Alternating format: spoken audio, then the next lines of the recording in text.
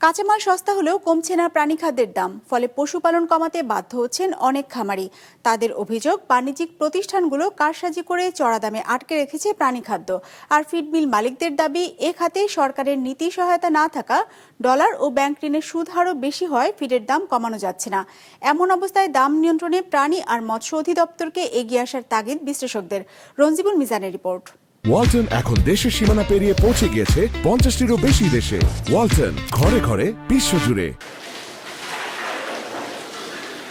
বছর 10 আগে পরিবারের প্রয়োজনে একটি দুধের গাভী কিনেছিলেন আব্দুর রব। সেই থেকে শুরু। এরপর একটি দুইটি করে 2024 সালে তার খামারে গরুর সংখ্যা বেড়ে দাঁড়ায় 1 ডজনে। সে বছরের মাঝামাঝি 3টি দুধের গরু বিক্রি করেন আব্দুর রব। চাহিদা অনুযায়ী খাবার দিতে পারেননি তিনি দামের কারণে, ফলে গরুগুলোর প্রজনন ক্ষমতা হারিয়ে ফেলেছিল। সেগুলোই বিক্রি করতে বাধ্য হন তিনি। লস প্রজেক্ট, গরুর খাবারের প্রয়োজন 10 কেজি দিতেছি, 6 কেজি বা 7 কেজি, 3 কেজি কম, দুধের মান কই মারছে, গরুও ঘাটতি হয়ে যেতেছে, কনসিভ করতেছে না ঠিক মতো। শুধু আব্দুর রফ নন, এমন অবস্থা দেশের বেশিরভাগ প্রান্তিক খামারির। তথ্য বলছে, দেশে বর্তমানে পশুপালনের সাথে প্রত্যক্ষভাবে জড়িত 60 লাখ মানুষ। পশুপালনে প্রাকৃতিক খাবারের বাইরে ফিডের উপর নির্ভর করতে হয় খামারিদের। সেই খাদ্যের দরও চড়া 3 বছর ধরে। বাজার ঘুরে দেখা যায়, প্রায় সব ধরনের বাণিজ্যিক প্রতিষ্ঠানের হাঁস মুরগির খাবার বিক্রি হচ্ছে 50 থেকে 70 টাকা কেজি দরে। গরুর ফিডের কেজি 45 থেকে 60 টাকা। মাছের খাবার বিক্রি হচ্ছে 55 থেকে 70-এ। তবে নন ব্র্যান্ডের প্রতিষ্ঠানের প্রাণী খাদ্যের দাম কিছুটা কম। খামারিদের অভিযোগ, বাণিজ্যিক প্রতিষ্ঠানগুলো নিয়ন্ত্রণ করে খাদ্যের দর। এই খাদ্যের দাম বাড়াচ্ছে মূলত যারা ফিড উৎপাদন করে, ফিড ইন্ডাস্ট্রিজ অ্যাসোসিয়েশন, তারা তাদের মতো করে দাম নির্ধারণ করে দেন। আমাদের সেটা মেনে নিতে হয় এবং সরকারও সেটাই মেনে নেয়। ফিডমিল মালিকদের হিসেবে দেশে বর্তমানে 240টির মতো নিবন্ধিত আর শতাধিক অনিবন্ধিত খাদ্য উৎপাদনকারী কারখানা রয়েছে, যারা বছরে প্রায় 80 লাখ টনের মতো খাদ্য উৎপাদন করে। সেই খাদ্যের প্রায় 60% ব্যবহার হয় পোল্ট্রি খাতে, 20% মৎস্য, 15% গবাদি পশু আর 5% গৃহপালিত পশু পাখির খাদ্য হিসাবে।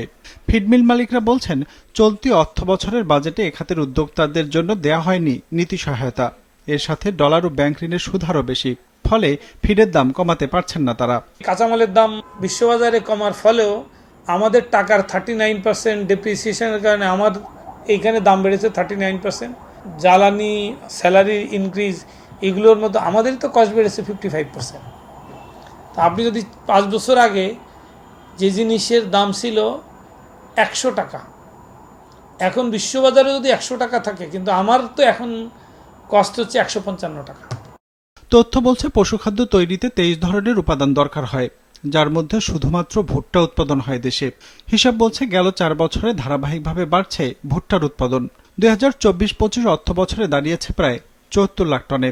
আর আমদানি করা কাঁচামালের দামও নিয়ন্ত্রণে বিশ্ববাজারে। তারপরেও প্রাণী খাদ্যের দাম বাড়তি কেন, তা তদারকির জন্য প্রাণী ও মৎস্য সম্পদ অধিদপ্তরকে তাগিদ দিয়েছেন বিশ্লেষকরা। ফিড ইন্ডাস্ট্রি যারা আছে, তারা যে বক্তব্যগুলো দিয়েছে, এটি আসলে এটি আলোচনাটা ওপেন হওয়া দরকার।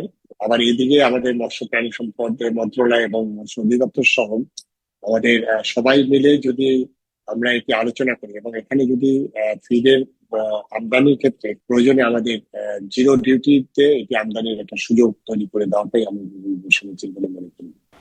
প্রাণী সম্পদ অধিদপ্তরের হিসেবে দেশে বর্তমানে গরু আর মহিষ রয়েছে 2,65 লাখের মতো।